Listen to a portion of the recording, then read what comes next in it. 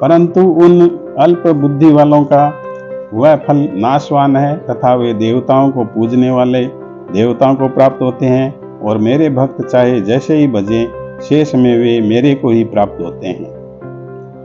ऐसा होने पर भी सब मनुष्य मेरा भजन नहीं करते। इसका कारण यह है कि बुद्धिहीन पुरुष मेरे अनुत्तम अर्थात जिससे उत्तम और कुछ भी नहीं ऐसे अविनाशी परम भाव को अर्थात अजन्मा अविनाशी हुआ भी अपनी माया से प्रकट होता हूँ, ऐसे प्रभाव को तत्व से जानते हुए मन इंद्रियों से परे मुझ सच्चिदानंद घन परमात्मा को मनुष्य के भांति जन्म कर व्यक्ति भाव को प्राप्त हुआ मानते हैं।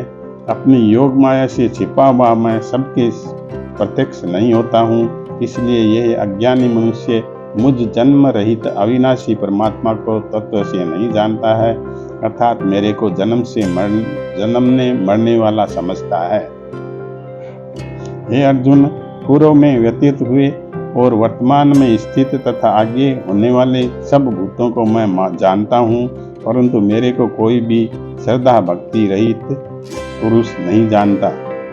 क्योंकि हे भरतवंशी अर्जुन, संसार में इच्छा और द्वेष से उत्पन्न हुए सुख दुखादि द्वंद्व रूप मोह से संपूर्ण प्राणी अति अज्ञानता को प्राप्त हो रहे हैं, परंतु निष्काम भाव से श्रेष्ठ कर्मों का आचरण करने वाले जिन पुरुषों का पाप नष्ट हो गया है, वे रेग द्वेषादि द्वंद्व रूप मोह से मुक्त हुए और दृढ़ निश्चय वाले पुरुष मेरे को सब प्रकार से बचते हैं।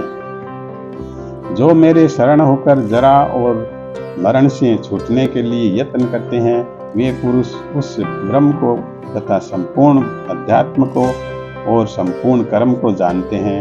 जो पुरुष अधिभूत और अधिदेव के सहित तथा अधियज्ञ के सहित सबका आत्म रूप मेरे को जानते हैं, अर्थात जैसे भाप बादल धूम पानी और बर्फ ये सभी जल स्वरूप है, वैसे ही अधिभूत अधिदेव और अधियज्ञ आदि सब वासुदेव स्वरूप है। ऐसे जो जानते हैं वे युक्त चित्त वाले पुरुष अंत काल में भी मुझको ही जानते हैं, अर्थात प्राप्त होते हैं।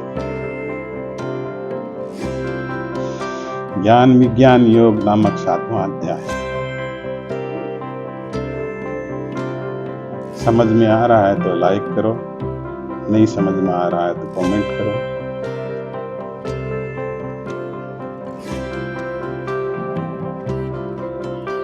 सब्सक्राइब